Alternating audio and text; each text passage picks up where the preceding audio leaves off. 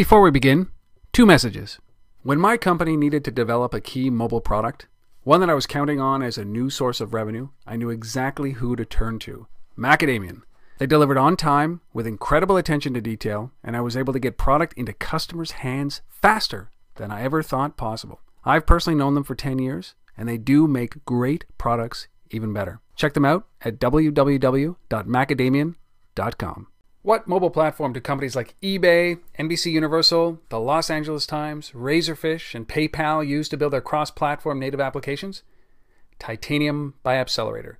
They aren't alone. There are now over 25,000 apps deployed by Appcelerator, which has been called the Rosetta Stone of app development.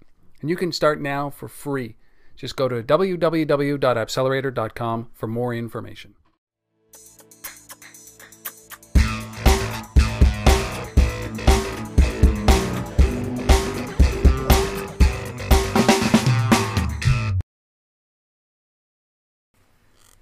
Hello, everybody. Welcome to Untethered.tv. This is the place that you come to week after week, month after month, year after year to hear these great kind of casual conversations with the industry's luminaries, the people that are paving the way, changing the way that we do business, and really pulling all of us into this mobile world. And I'm so pleased to have another guest from the great city of New York. This is one of these things. It's either New York or Silicon Alley or Silicon Valley. Silicon Alley, Silicon Valley. It bounces back and forth. And this time we're on the East Coast, decidedly New York City. And we're going to talk about what's going on in the coupon and the deal space. And more than that, it's about managing your daily deals. And then not only managing your daily deals, but also a marketplace of daily deals if you can't use your daily deals. And not only that, it's about a mobile daily deals and managing them from your device and then cashing them in from your device and all of this kind of stuff. And the company that I'm talking about is CityPockets. And I have with me, direct from New York City, home of the soon-to-be world champion New York Yankees, Cheryl Yo, who is a co-founder. Cheryl, thank you so much for coming on and sharing your story about what you're doing with CityPockets. Thanks for being here. Sure. Thanks for having me, Rob. Well, this is great.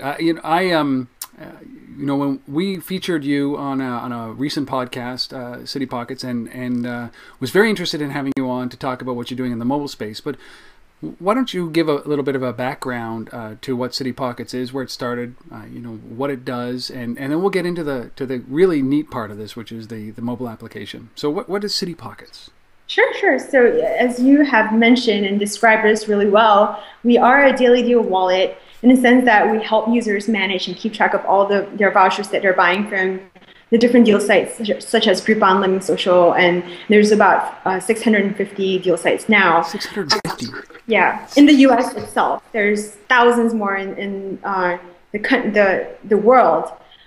So I created this app because early last year I started being addicted to deals, and I had maybe 40, 50 deals from 8 different sites, so much that I couldn't manage all of them, and they were expiring on me, and I got really upset because I felt like I was throwing money away.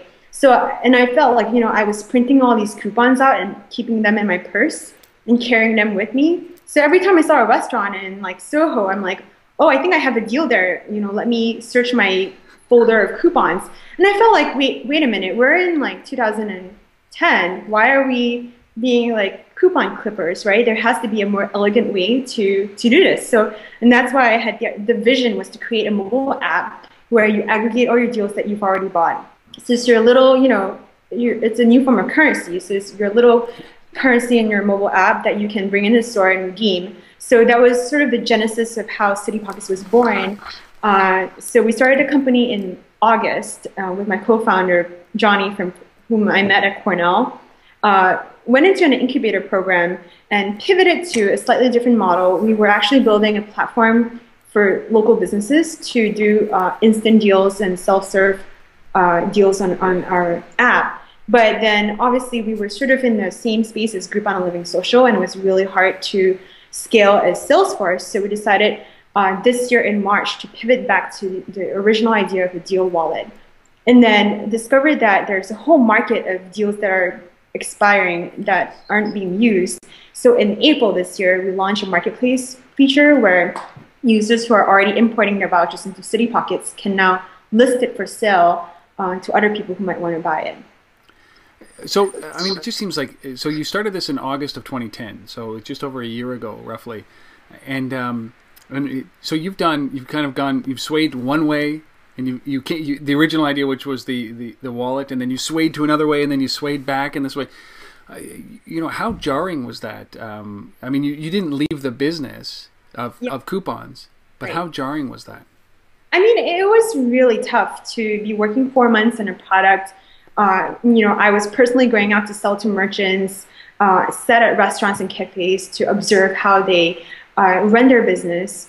And it was hard to throw away all that work. But looking back, I do not regret that because it made me understand the business better. It's kind of like I now have the full understanding about deals, where it came from the merchant's end.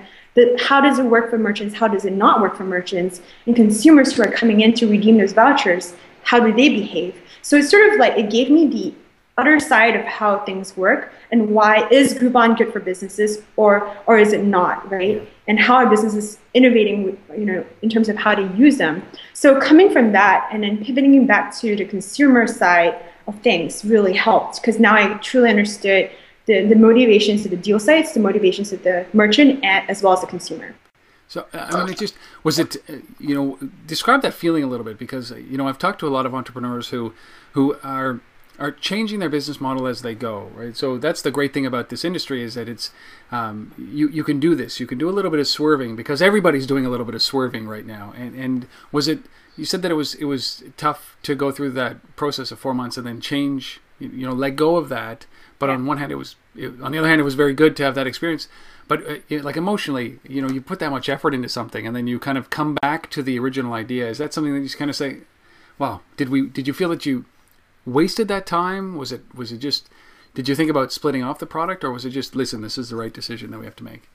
Right. I mean, so to answer your question, I mean, I don't regret it. I mean, I wish that we had moved a lot further along with our wallet product.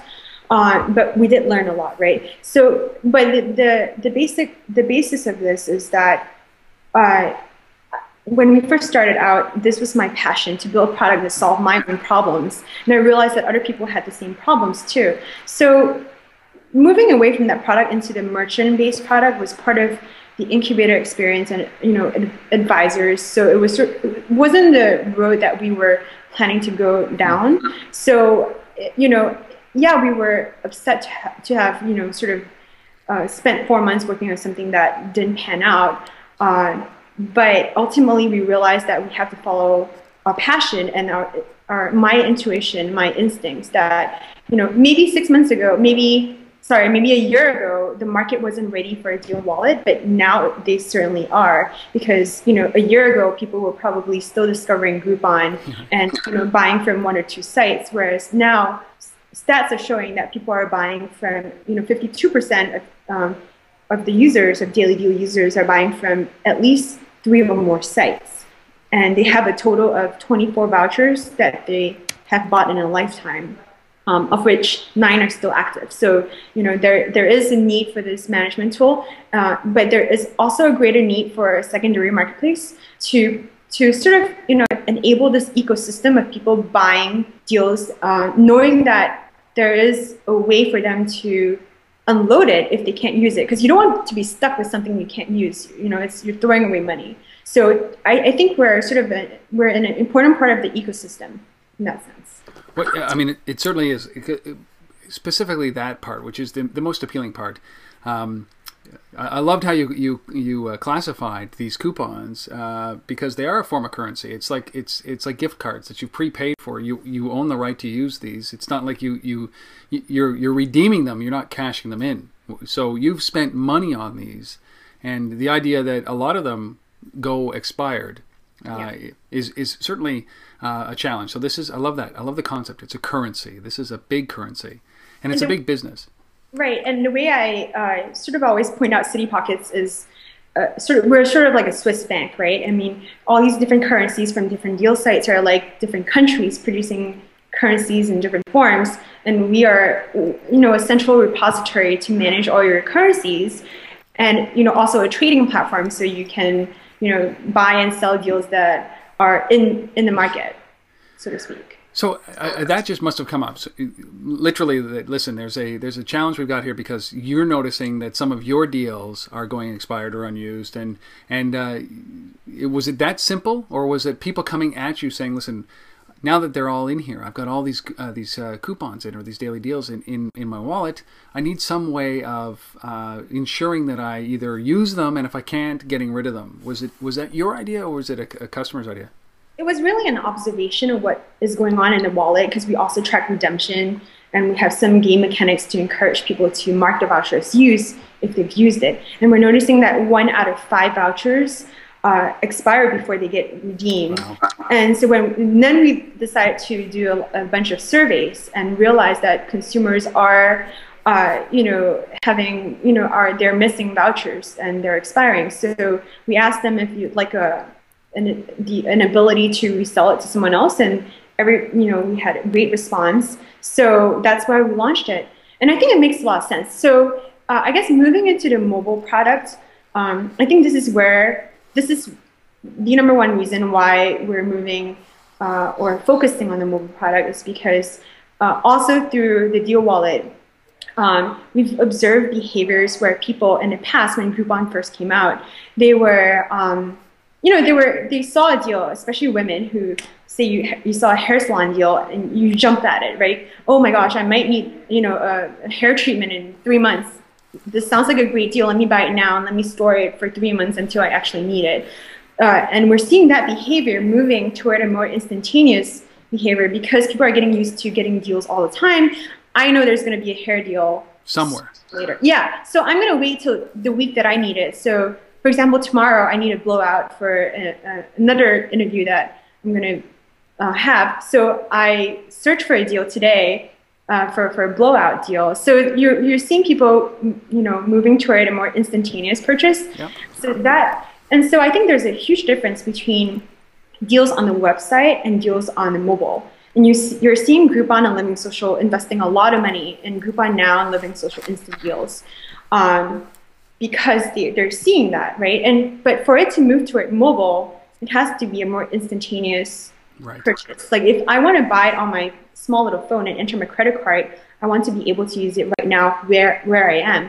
Whereas the website is more for planning. Okay, I'm going to go out this weekend. Let me see if I can buy a restaurant voucher so that I can dine out with my friends over on a Sunday night or something like that. So it's a big difference. And is that so obviously that transition from the way that traditionally Groupons or the coupons, the daily deal sites have run is that they really are about long term. Everybody buys in, and then ultimately, when you reach a critical mass, that it gets executed. And then, but mobile really does change these things because there is the immediacy, the location-based nature of what these devices that you're carrying lend itself so exceptionally well for you to be standing in the middle of Times Square, if you happen to be in the middle of Times Square. I'm not sure why you would be if you live in New York, but you're in front of a theater and you're trying to decide what it is that you want to go see, and it's kind of like this idea of expiring inventory. This is gonna go out. I need to be coerced. And I'm gonna pick something that there's a daily deal that is available on the marketplace. Do you look at this and think, what's the impact on pricing, like just in general? What blows my mind is that there's a new normal now around how much I'm willing to spend on certain things like clothes and tickets and do you think that what this is, as you call it, a currency? But this is really impacting what people are ultimately going to charge for some of their services. Do you think it's kind of adjusting consumer behavior? A little bit. We definitely do see for certain services or products that people are waiting for a deal before they purchase it. I do think that like daily deals in general works for certain types of services and products, and more so for a service that has high fixed cost and low variable cost per se. So, give us an example of that. Like, what's a good example of something that works well? For example, like hair removal treatments. A lot of spas and salons, their margins tend to be higher in that. Travel is getting huge. You see every major daily deal site is going to travel because there's a huge opportunity for yield management there. So similar to restaurants, I think the way it would work for restaurants is if these deal sites can eventually try to address the problem of yield management and bring customers in when the merchant actually needs them to be in, and which is why I do believe in the mobile and the now sort of concept, because I think eventually it will address the issue of yield management, which is ultimately the goal of this industry. I mean, by creating a secondary market for this, which is reselling the daily deals that are expiring or that somebody can't use, you're really is this just another form of this is like a third level or a third level of marketing for some of these companies, right? So, do you if you're standing somewhere and you're trying to find a place to eat and you see in the marketplace a deal for a restaurant that's around the corner, and you purchase that from whoever's selling it. Obviously, this is just another touch point, a customer touch point Exactly. for that location, isn't it? Yeah. So two answers to that question. Firstly, when a deal expires, it does nobody good, right? Yeah. The consumer gets mad. They will tend to call the merchant and say, "Hey, my deal just expired yesterday. I forgot about it. Can you extend the deadline?" The merchant most likely, if they're nice, they'll say yes, come in. If not, they'll be like, "No, I'm sorry. I don't like your business. Get out of here." But what happens, and I've talked to over 100 merchants about this, the merchant or the consumer tends to then get really mad at the merchant for not honoring the voucher. And, if they're on Twitter, I've seen cases where they go on Twitter and really barrage the merchant, poor merchant, right? And they never come back. So the merchant loses a customer, right? And then the 33% of our users who are surveyed who had a deal expire on them actually unsubscribe to all the deal sites. Wow. Because they feel like, I feel stupid for paying money up front and never using it. So I'm sick of deals. I'm going to unsubscribe. So it does nobody any good. So it's in the best interest for these deals that are being bought and paid for to get used, because from the merchant's perspective, if you're buying a restaurant deal, you're coming into the restaurant, you're bringing a friend, likely, unless you're dining alone, and the hope is that the merchant serves you well enough that you would enjoy the experience and come back in. And that's the whole point of it. Deals are a form of advertising and marketing for the merchant. So if nobody comes in, then you don't get to sell them anything or upsell them anything. And then for the deal sites, obviously for the consumer, if you're actually using the deals you're buying, then you're more likely to buy more deals. So that's sort of like one piece to why I think it is actually better to reduce the breakage of the deals so that people are going in to use it. And the second point to that is, sort of, having enabling the secondary deals marketplace. We are sort of, what we're trying to do is, in a way, make this market liquid. So all the deals that has ever been sold in your neighborhood, we want to surface that, hopefully, through people listing it out. And so that, it's not, so you actually know what restaurants around you, what merchants around you have done a deal, and you're able to see, sort of, we want to be the platform to help you decide when you're hungry or when you want a massage, where to go in your neighborhood. So it is a tertiary form of advertising for the merchants. You were advertised 3 months ago by Groupon, but now on CityPockets, you can be advertised again through our platform. I mean, that's a really interesting thing, because data and analytics play a key role in this. Not only redemption rate, which is something that you guys have to manage, but also, it's redemption rate from the wallet. It's also transactions, the number of transactions that go back and forth when you're buying the daily deals, the excess daily deals, and then it's also the redemption rate of those. So, are you seeing if I buy one, because I buy, say, on a mobile device, it's almost immediate redemption, isn't it? Compared to the web, is there any difference there? No, absolutely, and that's why, as I mentioned earlier, on the mobile, it has to be immediate, right? Mm-hmm. You can't expect to, have it be like a traditional daily deal where you have to buy, wait for, 100 more people to buy, wait till the sale's over the next day, and then redeem it the next day. Why would I need to buy it on my mobile app, right? I would rather buy it on my laptop. So, which is why in the secondary marketplace, because those deals have been, in a way, activated, you can redeem them instantly. So if you're talking about Groupon now and Living Social instant deals, CityPockets actually have way more inventory than the nows of the world right now, because all our deals are instantly redeemable. But I'm assuming that you can bring in all of the immediate daily deals. So for Groupon's immediate deals, there's an open API that you can bring that stuff in, or do you do that? Yeah.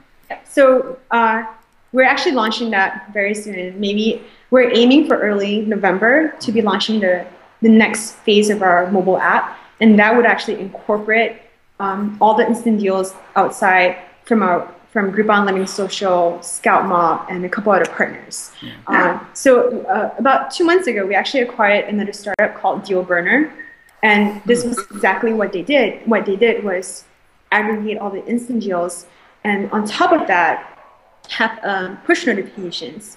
So if you sync up your account, your Foursquare and Facebook Places account, and include your phone number, your mobile phone number on Deal Burner, what it does is every time you check in on Foursquare, it will send you a text message of deals, instant deals that are around you that you can redeem, you can buy or redeem immediately. So we acquired that company, and we're in the process of integrating their services with ours, and signaling our focus in the mobile space. Yeah, the immediate deals are one of those things, is that I never understood why Groupon would ever be on a mobile device unless it was an immediate deal, right? So that the odds of me, sitting at a Starbucks and pulling up Groupon on a mobile device and saying, oh, you know what? I really do need those tires. I'm going to go and do that right now. There's a time and a place and a context to all of these deals, and I think that's the most important thing, because you don't want to just be shooting out deals that say, listen, hey, they're having a sale on snow tires and it's in the middle of summer, right? It doesn't make any sense. Right. So deal relevancy is definitely key, but also it's like you said, it's not your natural behavior to be sitting at a Starbucks and pulling up your app to search for a deal. So to start, it has to be pushed to you, but pushed to you intelligently. So if we know you're at a Starbucks, maybe you're having coffee and you're hungry for lunch soon, so we would push you nearby lunch deals. Right.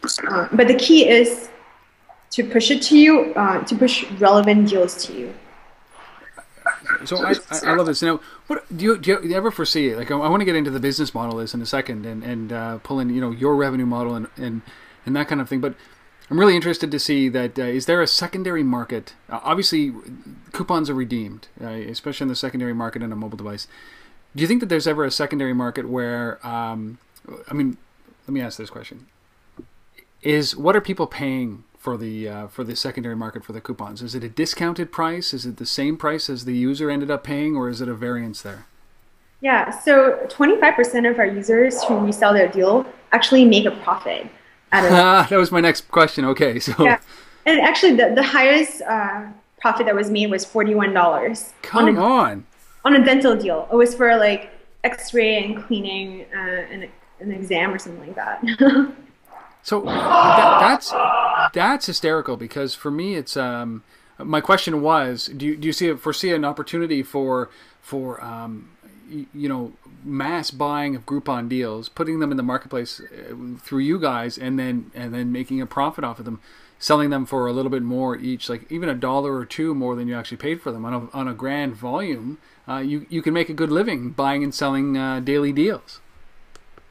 And that's exactly what you see on StubHub and eBay. Yeah. Actually, a lot of these deals, secondary deals, are powered by a few super users who tend to buy a lot. What we're seeing on our site is that these are all genuine buyers. We do have people who have 300, 400 deals. In fact, this guy in Chicago has 850 deals that he's ever bought.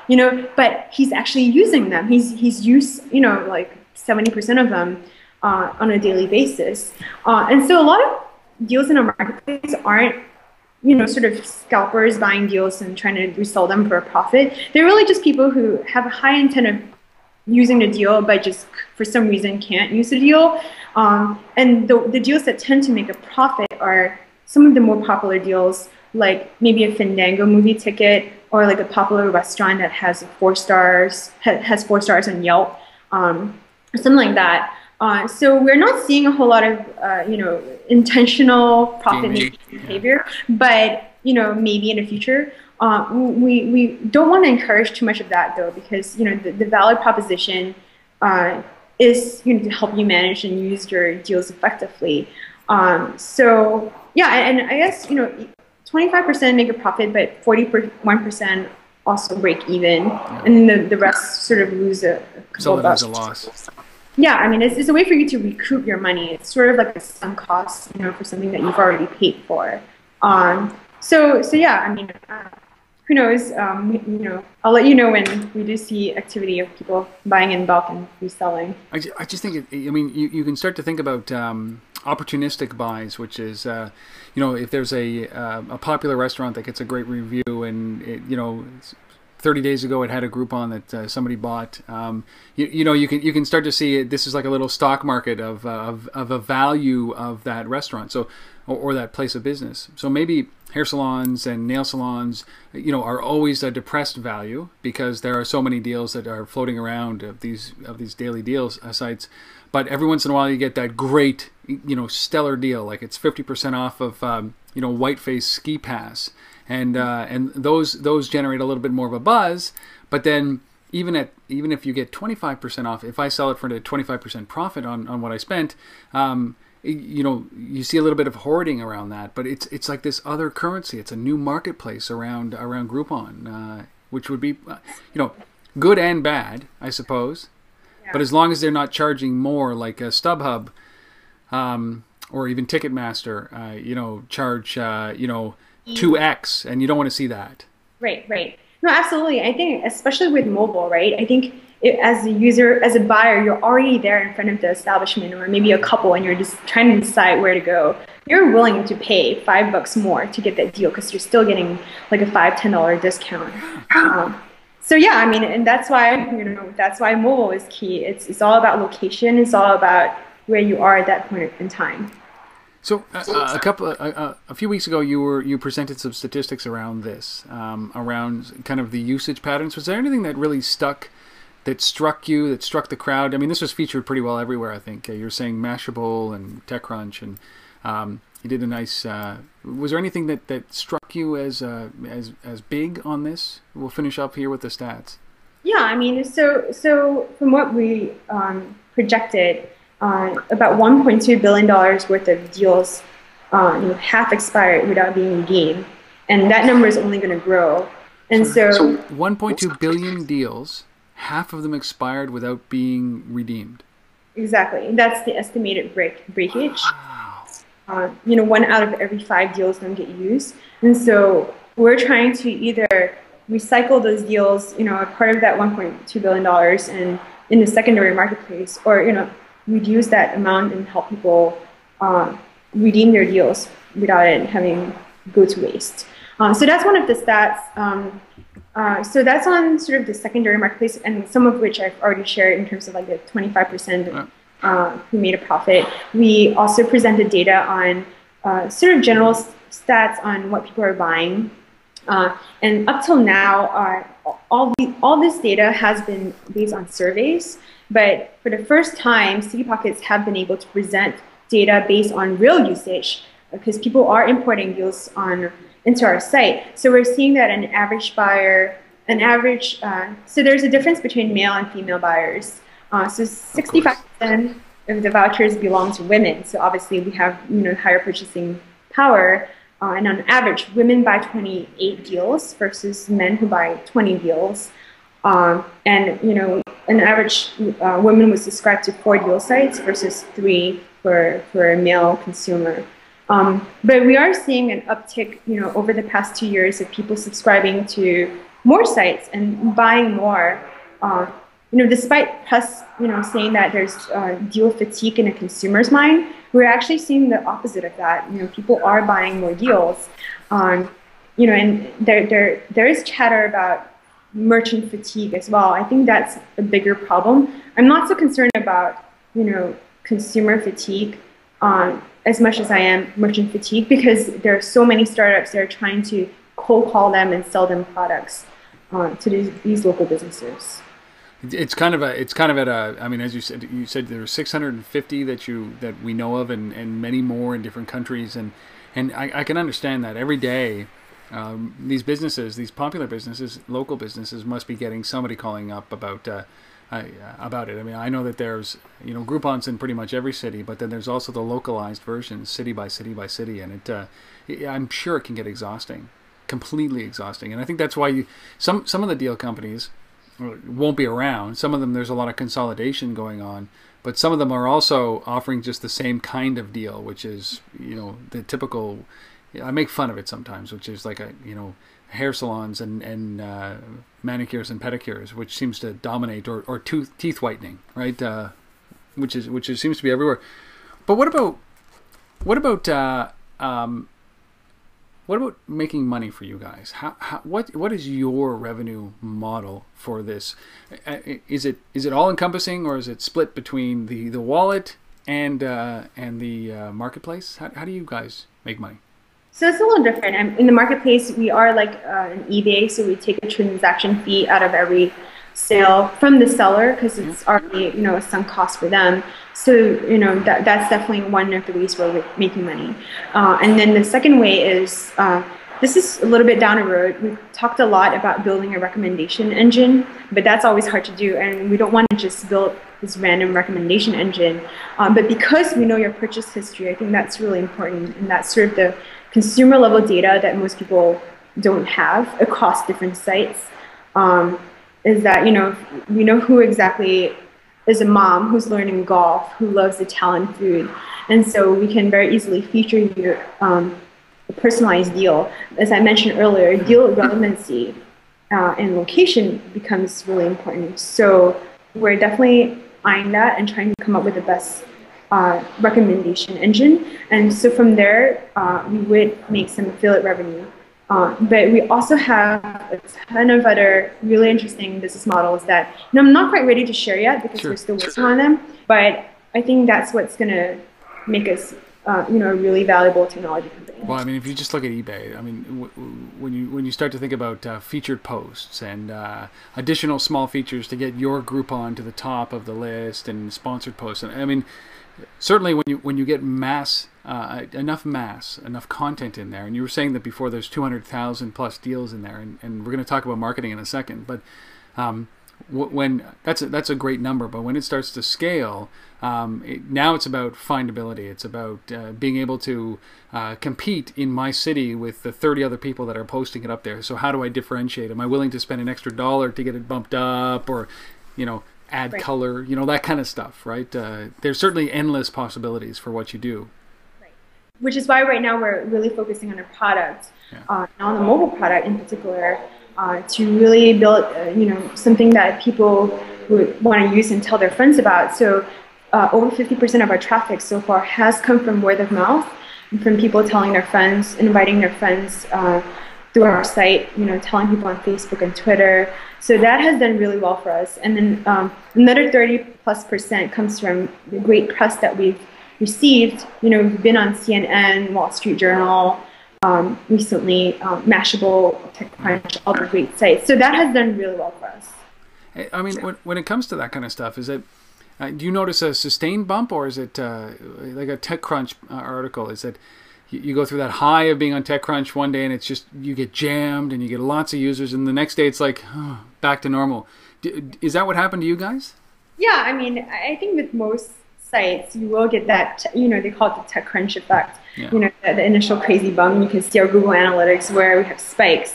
So that definitely has that impact. And one of the things is that, for our site, it's not really inherently viral per se, because, not a lot of people want to share deals that they personally bought in a way, but people do share deals that they're listing on a marketplace because they do want other people to buy it.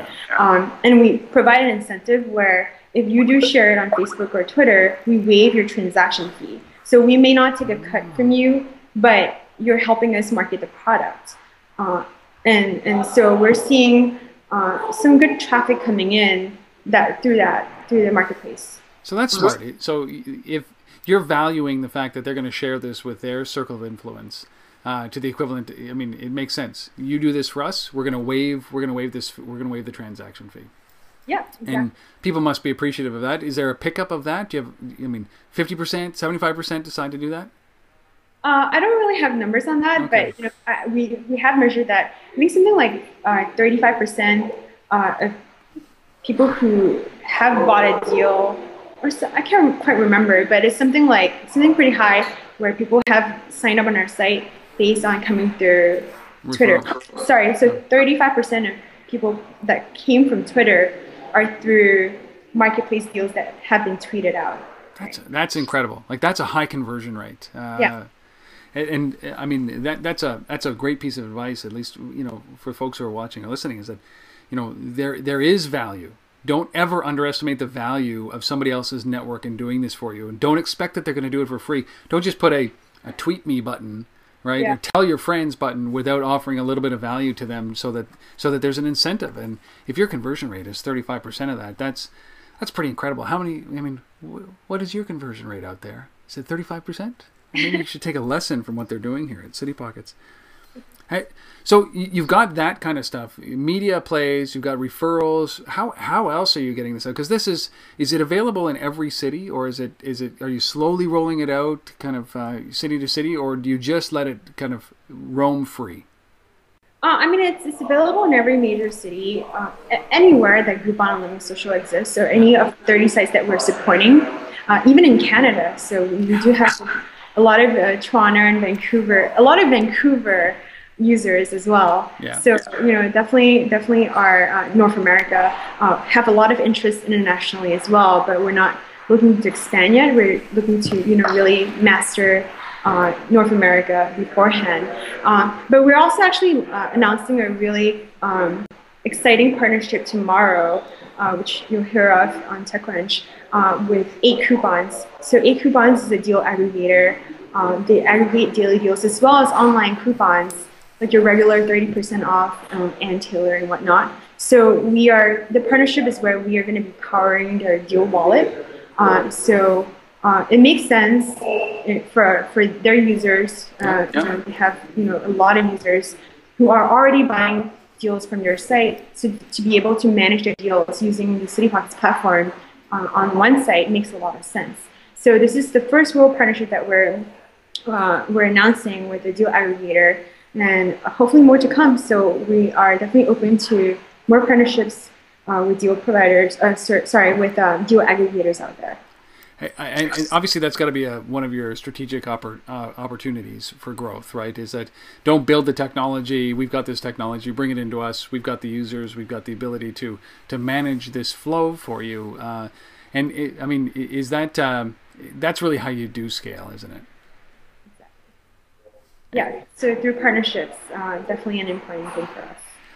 So what does the future hold for this industry? Like, I mean, if we kind of do a broad sweep of this, coupons have been around for over 100 years. I think Coke originated the coupon craze, and originally it was to get you, off your couch and into their store, and now it's like off the curb and into your store. Where does this space go from here? Because there, as you said, 650 providers in the U.S. plus a bunch in Canada, plus thousands around the world, and hundreds more starting, it seems, every day. Where does this go? How does this work? It's just so many of them. Right. I mean, so I think for this to work, and that's where we come in to play that role from the consumer side, and it's different from the consumer side and the merchant side. For the consumer side, they do need a wallet for them to easily, keep track and manage all the deals that they're either interested in or they purchase, right? And I think the redemption process has to be a lot easier. A lot of the transactions has to be streamlined as well, because in a way, if you're buying from like 10 different sites, do you really want to, store your credit card on 10 different sites? So in a way, maybe, it will have to be a mobile-based sort of a facilitation of that. And it has to be paperless, right? For it to work effectively. Yeah. And then from the merchant side, as I mentioned before, it has to move closer toward something that would help them, sort of close the gap between supply and demand. So yield management will become increasingly important as, merchants realize that these type of deals are effective in actually pulling in users into their store. So rather than advertising a banner ad a website or in the papers. It's daily deals is replacing that model in a sense that it's in the user's face, it's pushed to them. I know exactly who's offering a deal. Yeah. I'm going to commit to buying it, and I'm going to come into your store. So, but it has to meet the merchant's need in terms of, they have to be offering those discounts when they can afford it, not on a Friday night or a Saturday night when they're busy anyways. When they're busy. Yeah. That's always what struck me about the coupon space, is that I'm standing in line and I've got the product that I'm buying in my hand, and I check in with Foursquare or something to that extent, and then they give me a 15% discount just for checking in, and I've already decided and made the purchase decision, but you're going to give it to me anyways, and that's just not good business. That's taking money out of your pocket. So I like the idea that it's a better option to be a deciding thing. So I don't know where I'm going to go. I know I'm hungry. What's around me? What's available? And then I look through the coupons or the daily deals, and I say, okay, well, obviously I'm going to go to this restaurant because it's cheaper. It's enticing me in the door. It's one of the biggest challenges. I think the next one is how do I get that person who just came here because of a daily deal? How do I get them back? Exactly. A second and third and fourth time, right? And so that's sort of the secret behind CityPockets as well. If you become the platform for people to redeem vouchers, what's there to say, we slip in another voucher in your wallet and say, hey, you went to Joe's Pizza 2 months ago. Here's another 15% discount to go back. Exactly. So you got a peek in terms of where we're heading with this. But, I mean, you have to start to think about this, because I mean, my last question was for you guys. It's one thing to be an aggregator of coupons. It's one thing or of daily deals. It's another thing to be a facilitator in a marketplace. But then it's got to be, listen, how can we materially impact somebody's purchase decision? How do we get them into a store so that we can create a deeper relationship with that store, and with the Groupon or the daily deal companies, because at some point you're going to want to make that transition. You might have done it 4 months ago and decided it didn't work, but at some point you want to be in the middle of this. You want to be the hub of activity. You've got all the data, you've got all the users, you've got all the Groupons, you've got all their history, so you mash that together somewhere, and all of a sudden it's like secret sauce, right? Yes. I mean, absolutely. Which is why, back to your question, do I regret pivoting during a different model for 4 months? Not really. I've learned tremendously. I literally sat in a cafe and a restaurant and, learn how different it is. And what does it take for a small business owner? Do they even understand how to market to their customers? They don't, right? So you really see how they're not ready for this yet, and they need to be educated. So the timing wasn't right. But that's why I give a lot of credit to Groupon and Living Social, because they truly are leading the pack. They are paving the way and educating. They're spending a lot of money educating merchants on how to market to consumers. Yeah. And so I definitely, hats off to them, and I think they deserve a lot of credit for it. And someone else, maybe, some other company would have to come in and facilitate that ongoing customer relationship management for the merchants.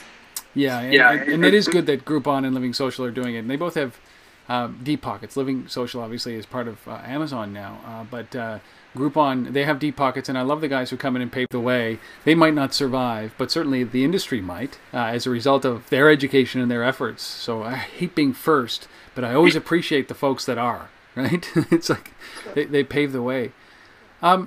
What am I not asking you? So I just want to kind of get a sense of it. Before you guys, all of a sudden, I mean, it was mayhem. The average person obviously bought Groupons or daily deals from many different sites, and a lot of them were going by and expiring, and frustration. So after you guys, as a result of CityPockets, all of a sudden you've got a place where your daily deals become a currency. It's a reminder system. It's a wallet for you to put all this information in so that you don't miss an opportunity to use the daily deals. And if you can't, simple. Just put it up in the marketplace and let somebody else buy it who might find some value. There's no guarantees, but at least it's an option, right? That's a great way? Is that a good way to accurately describe before and after with you? Yeah, absolutely. It was perfect. And if you tweet out the deal that you posted in the marketplace or posted on Facebook, you'll waive your transaction fee. Don't forget that. That's so smart. So is there anything that I'm not asking you that I should be asking you that, you know, that would paint you guys an even better picture? Because I think you guys are, I mean, this is, it resonated when I heard about you guys. It resonates even more now. In fact, I've got a new appreciation for Groupon, a little bit anyways. But, I mean, is there anything that I'm not asking you? No, I think you've covered all grounds. I think, you know, I think you've done a great job sort of asking all aspects of our business, and not many people know that we actually pivoted into a different model and then pivoted back to the original model. That's great. So, yeah. So where can people find out information about you, Cheryl? So definitely check us out on CityPockets.com. Yeah. And our mobile apps are available on the iTunes store as well as the Android market. And is that something that, you know, I am from Canadian and from Canada, and, you know, one of the biggest Canadian companies, the single biggest Canadian technology firm up here, little company called Research in Motion. Do you guys look at that platform and say, you know, maybe not, or do you start to build out for RIM as well? Is that an option? Not yet. It's okay. You don't have to be diplomatic. It's okay. Yeah, I mean, a lot of how we choose to prioritize our product launches is based on user demand. So, you know, a lot of our users are on the iPhone, in fact, twice as much as the Android, and significantly less on the BlackBerry. So we're just going by that. It's unfortunate, but I hear that a lot. You know, I have to ask the question because it is a Canadian company. I'm very proud of RIM, but I carry one of those anyway. So it. Okay, so head to citypockets.com and go to the Android marketplace or the iPhone App Store. Download it from there, and there are deals. In fact, I'm in Ottawa. There are deals in Ottawa that are in the marketplace, which makes it easy. But even if there aren't, at least this is a place where you can keep all your deals and get reminders about when to use them by. Which I know a lot of people that just. I see it all the time. Oh, I missed a deal. Well, now you don't even have to think about it because this does it for you. So go and download it. And then also take a look at the website at citypockets.com so you can see what kind of deals are out there and where, you know, what cities the deals are in, which makes a big difference. I don't know. I think I've asked everything. Mm-hmm. I think I have. Yeah. Cheryl, I really appreciate you coming on and sharing this. I'm really glad that we got a chance to talk about this because it cements the fact that you know, you certainly don't need me to say this because I think you really understand. You've raised money. You're going to raise some more money. That this is a really neat idea. And what I love about it is that this idea is neat. This idea is valid. The marketplace is an awesome idea. But I think that what happens after that, you know that when you collect the data and you've got that analytics, that's really where you turn on the gas with a company like this. And that's what would really excite me. I can go to Joe's Pizza and say, hey, I see that you've done a deal with 5 different sites. We have 5,000 email addresses. What do you want to do with them? What do you want us to do with them? So that's the secret sauce. So what I'd love to do is, as you go through this process, I'd love to have you back on here to talk about this as you roll out, as you get new partners, and as the phases kind of come together, when things get, you know, clear and you start to announce these things. I'd love to have you back on to have that conversation to see if it does do what I think it's going to do. Would you be willing to do that? Absolutely. I'm happy to. This is great. Well, Cheryl, thank you so much. I really appreciate you coming on and telling this story. CityPockets.com. Go and check it out because it's worthwhile, even just for a wallet, as I said. CityPockets.com. Thanks, Rob.